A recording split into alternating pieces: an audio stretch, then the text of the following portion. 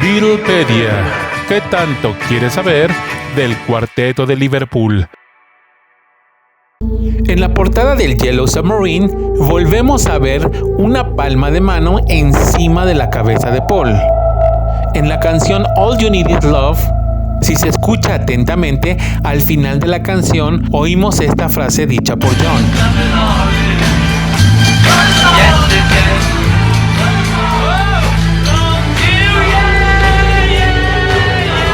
En la canción Only Another Song,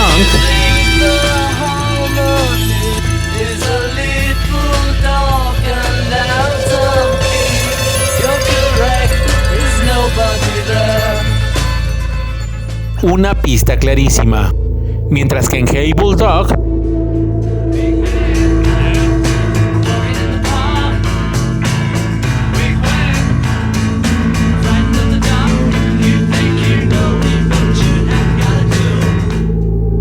los que apoyan esta teoría se han sacado la lotería con Abbey Road.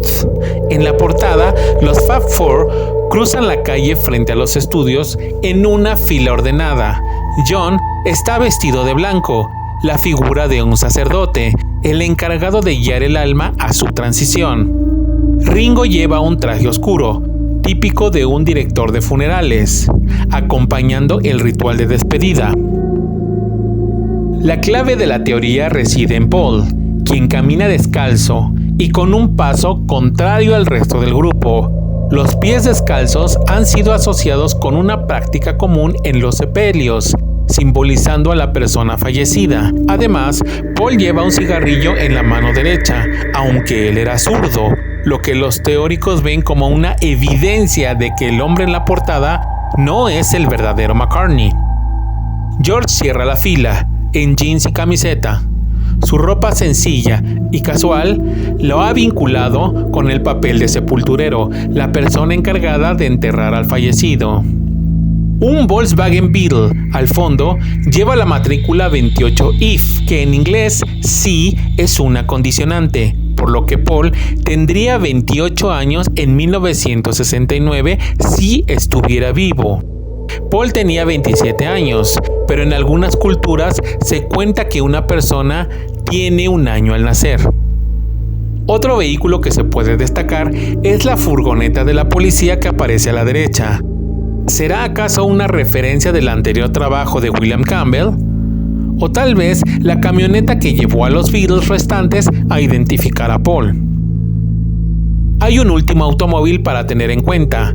Al fondo, a lo lejos, hay un coche circulando. Si tomamos como referencia que los ingleses utilizan el carril izquierdo para conducir, el vehículo se estaría alejando. Sin embargo, si pensamos que ha decidido conducir por el sentido contrario, entonces el coche se estaría acercando directamente a Paul. Otro guiño de su supuesto accidente de tráfico.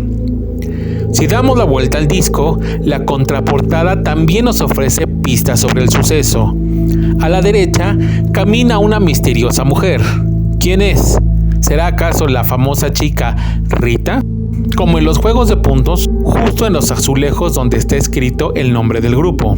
Al unirlos, se forma el número 3, de tal manera que se leería 3 Beatles.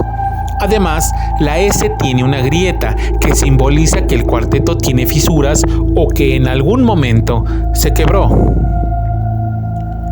Ahora en cuanto a las canciones. En Come Together, John Lennon canta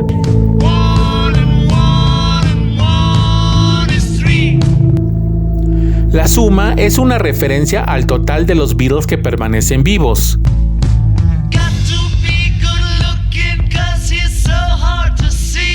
El adjetivo guapo se debe a que Paul McCartney era considerado como el Beatle guapo. You never give me your money. 1, 2, 3, 4, 5, 6, 7, all good children go to heaven. Suma estos números y ¿cuál será el resultado? 28. El mismo número de la matrícula de Volkswagen de la portada. Y como niño bueno, claro que ha ido al cielo. She came in through the bathroom window. And so I quit the police department and got myself a steady job. En varias ocasiones ya se ha dicho cuál era el trabajo anterior de William Campbell antes de entrar a los Beatles. Era policía. Tal vez sea Let It Be el disco que ofrece el menor número de referencias al tema, pero las pocas que tiene son bastante contundentes. De las 4 fotos de la portada, Paul es el único viendo de frente. Los otros 3 miembros miran a la izquierda, los mismos que aparecen con un fondo color blanco. Y como no, el fondo de William Campbell aparece en color rojo oscuro. ¿Alguna referencia a la sangre? En general, todo el diseño del disco, basado en el color negro, se percibe muy sobrio, triste y con un aire luctuoso. En la contraportada podemos ver a los Beatles, serios, cabizbajos, incluso John parece estar llorando a gritos.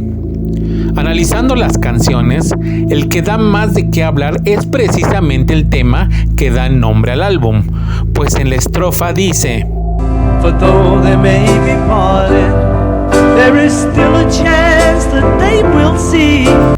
Escucha con atención. For though they may be parted, there is still a chance that they will see. Si pones atención, escuchamos la voz del mismo Paul susurrando "Paul is dead". Más adelante encontramos lo que parece ser el ascenso final de Paul al cielo. I wake up to the sound of music. Mother Mary comes to me. Madre María nos podría remitir a la Virgen María. Sin embargo, recordemos que la mamá de Paul, que murió al tener él 14 años, se llamaba María, por lo que podría ser un tema que alude al encuentro entre él y su madre una vez que llegó al cielo. The Long and Winding Road puede ser una metáfora de la vida y del camino al más allá. Aquí encontramos algunas poéticas líneas que pueden expresar más de lo que aparentan. The wild and windy night that the rain washed away. Esto puede ser una alusión a la madrugada del accidente. Has left a pool of tears, crying for the day. Ahora bien, acabas de escuchar un recopilatorio de las supuestas pruebas que podemos encontrar en la discografía Beatle. Pero, ¿qué hay de las imágenes? Se dice que una persona no puede cambiar su estatura de manera abrupta ni repentina. A medida que las personas envejecen, varias cosas pueden provocar la pérdida de estatura, pero ganar altura, si no eres basquetbolista, es prácticamente imposible. Lady Ruth, autora del libro El gran misterio de los Beatles, aborda diferentes temas como la estatura de Paul, antes y después. El que se muestra como el segundo era mucho más alto, y que esto se trató de disimular con muchas técnicas diferentes, como sombreros, tarimas, perspectiva, encorvarse y, por supuesto, fotomontaje. La razón de que el rumor se volviera de talla global y que regresara con una fuerza tan grande, en realidad no fue esa, sino un personaje muy olvidado en esta historia. Hablamos del locutor Robbie Young, que desde entonces dedicó su programa únicamente a hablar de esto. Se ponía a buscar supuestas pistas por toda la discografía. Lo despidieron enseguida, pero no se dio por vencido, y fue con Terry Truby, director del Laboratorio de Investigaciones Lingüísticas de la Universidad de Miami, y un gran experto en el reconocimiento de voces por espectrómetro. De hecho, uno de sus mayores logros había sido el grabar el llanto de bebés recién nacidos, y 20 años después relacionó cada llanto con el adulto correspondiente, sin ningún fallo en absoluto.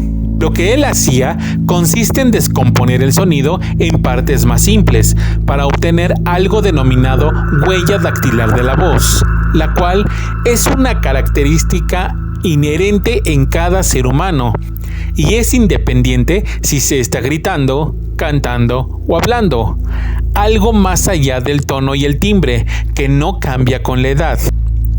además de que es diferente en cada persona por muy parecidas que sean las voces. Por lo tanto, supone un método irrefutable para identificar a una persona. El locutor le pidió a este experto que hiciera un estudio de la voz de Paul, basándose en la discografía de los Beatles. Así que Truby pasó horas trabajando en su informe y su conclusión fue: no puede ser la misma persona. Todas mis investigaciones indican que no puede ser la misma persona. Sin más, Robbie le pidió que expusiera su informe en televisión y él aceptó, aunque justo el día en que debía ir, lo llamó por teléfono y le dijo: lo siento, no me es posible decir nada más sobre este tema. Pasaron casi 40 años y todo quedó en un simple rumor, aunque el 15 de junio de 2009 de pronto volvía a tomar fuerza por la publicación de unos estudios antropométricos por parte de los científicos italianos Gabriela Carlezzi y Francesco Giavazzini, al amparo de su mentor Giovanni Pierucci. Él era de hecho un gran fan de los Beatles y estaba tan harto de escuchar la historia de la muerte de Paul, en la cual no creía en lo absoluto, que precisamente por ello propuso a su equipo de expertos poner sus habilidades al servicio de la verdad, para así encontrar pruebas científicas indiscutibles y desmentir todo de una buena vez.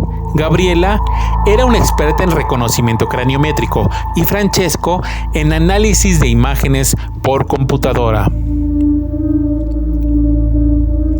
Antes de entrar en materia, déjame decirte, por si te quedaste con la duda, ¿qué hace un perito antropométrico? Pues bien, es un experto en el estudio de las proporciones del cuerpo humano, en especial de la cara, y su propósito es determinar si una persona es la misma basada en imágenes que tienen años de diferencia. Es decir, en casos judiciales, para fines de identificación de personas perdidas o casos de suplantación, su estudio y conclusión son fundamentales para determinar si una persona es o no quien dice ser. Para ello, cuenta con bases científicas que no pueden ser revertidas ni discutidas por el simple hecho de ser estudios científicos comprobados. Para decirlo más claramente, al igual que las huellas digitales, cuentan como evidencia científica. Todos los seres humanos tenemos en nuestro rostro elementos que, sin importar nuestra raza, edad, cambio de peso, cirugías o cicatrices, nunca van a cambiar. Estas son: la distancia de la base de la nariz a la de nuestras pupilas, la distancia que existe entre la base de nuestras orejas, la forma de la mandíbula, la distancia entre pupilas, así como el tamaño, forma y posición de los ojos,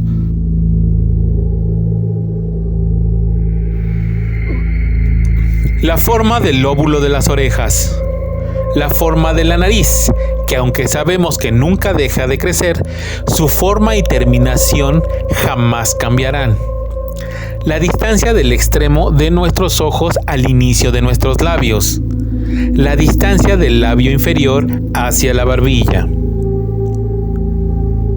Con todo ello, se calcula la forma del cráneo. Actualmente, esa es la ciencia para reconocimiento personal más sofisticada del mundo. Gabriela dijo que le tomaría tan solo 2 minutos demostrar que Paul es la misma persona. El primer paso fue seleccionar las mejores fotos en cuanto a calidad de encuadre y formar 2 grupos antes de 1966. ¿Y por qué esa fecha?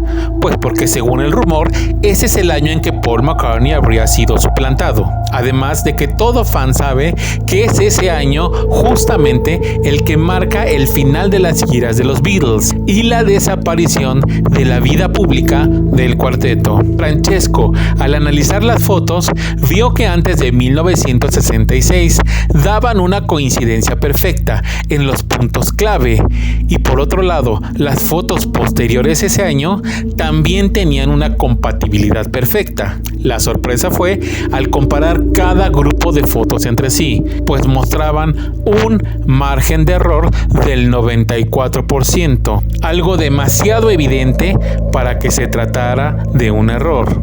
Pero lo más sorprendente para Gavazzeni fue cuando descubrió que varias fotos tenían manipulación fotográfica para asemejar al primer Paul con el segundo y viceversa, retoques que para una mirada experta resultaban bastante obvios. Descubrió, por ejemplo, que la foto de McCartney que viene dentro del Sgt. Pepper's había sido achatada para que el cráneo fuese más redondo. La barbilla estaba retocada y había una sombra falsa dibujada en el ojo, sombra que al pasar los años poco a poco deja de aparecer en las fotos, donde ahora se puede apreciar una cicatriz y rastros de estiramiento de la piel. La explicación que dieron los forenses a esto fue que probablemente en la década de los 60 Paul se había hecho alguna cirugía de ojos, quedando muy imperfectos, y que eso se trató de disimular mediante una sombra falsa. Por otro lado, mucha gente ha dado explicaciones de por qué Paul en esa época se dejó el bigote. Gabriela Carlesi dijo que probablemente había sido para disimular el punto nasoespinal, ya que este es imposible de alterar quirúrgicamente, y entre el McCartney de antes de 1966 y el de después, es un punto que varía claramente. Ante estos descubrimientos, los forenses empezaron a reflexionar que si Paul quisiera cambiar el rumor, lo podría haber hecho desde hace mucho. Por ejemplo, una simple prueba de ADN cuando su padre estaba en vida, o con su hermano Mike. Pero no, de hecho, la única vez que se vio obligado a hacer algo como esto, provocó únicamente más sospechas. Fue cuando Bettina Crispin, una mujer que se autodenomina hija de Paul, fruto de una relación del músico con una alemana antes de ser famoso, pidió una prueba de paternidad. Ella nació en 1961 y Paul la desconoció, pero curiosamente accedió a mantenerla con un pago mensual. La madre se conformó, pero la hija no, y una vez adulta, acudió a un tribunal para obtener el reconocimiento de su padre.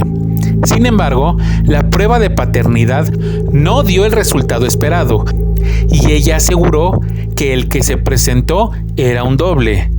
Sorprendida al ver que McCartney tuviera un grupo sanguíneo distinto al que constaba en otras fuentes. Para confirmar que era su hija, se hizo la prueba de ADN a Mike McCartney, hermano de Paul.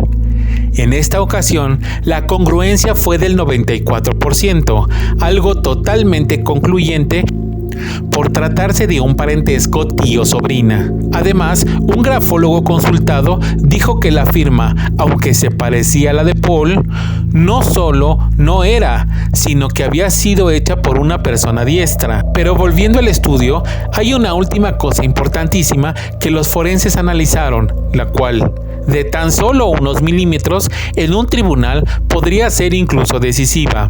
Se trata del pabellón auricular, también llamado tragus. Todos tenemos dos de ellos, uno en cada oreja y con características únicas en cada ser humano. Como ya te expliqué, la identificación del tragus es equivalente a tomar huellas digitales. Al comparar una foto de 1966 con una de la década de los 90, Carlesi y Gavazzini notaron que no solo el tragus tiene una conformación diferente, sino que también otras partes, como los relieves del hélix y el antihélix, situados justo arriba del canal de entrada. Con esto, aseguraron tener la certeza de que eran dos personas diferentes a partir de 1966. Vieron que desde entonces cambiaban a cada rato.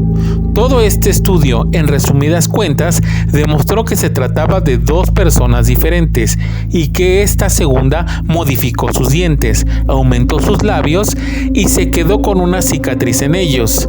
Cambió la forma de sus ojos, cejas y levantó su nariz. Se dejó durante un tiempo un bigote para disimular la distancia entre la nariz y la boca y las comisuras labiales. Y en varias ocasiones utilizó orejas de plástico. 3 años después de esto, otro perito antropométrico, Daniel Goulart, hizo un nuevo estudio que se publicó en el documental italiano La prove della morte di Paul McCartney. En varios puntos, los resultados fueron los mismos, pero pudo enfocarse más en la distancia interpupilar, la cual discrepaba por más de 1 centímetro.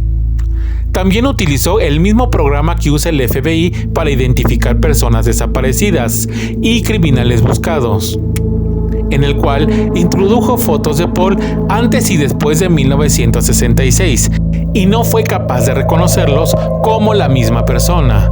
Además, realizó otro análisis de voz diferente al de Henry Truby. Esta vez se basó en la voz hablada de las entrevistas de Paul. Su conclusión final fue que hay un 80% de probabilidades de que Paul haya sido sustituido. Otro análisis importantísimo es el de la surdera de Paul, ya que asumimos la posibilidad de que una persona haya tomado el puesto de otra. Que ésta, además de parecerse, también fuera zurda, ya es ridículo. Solo aproximadamente el 12% de la población es zurda. En ese análisis podemos ver que antes de 1966 se trata de alguien autodeclarado como zurdo total, que escribía con la mano izquierda, tocaba el bajo y la batería al revés. Hacía todo aquello que necesita precisión, como sostener un cuchillo, una taza o un mechero con dicha mano. Pero las cosas que no necesitaban tanta precisión como fumar, las podía hacer con cualquiera de sus 2 manos. Con la segunda persona descubrimos a alguien ambidiestro, que también fumaba y hacía todo con la mano izquierda, pero las cosas que necesitaban precisión o más fuerza, las tenía que hacer con la derecha.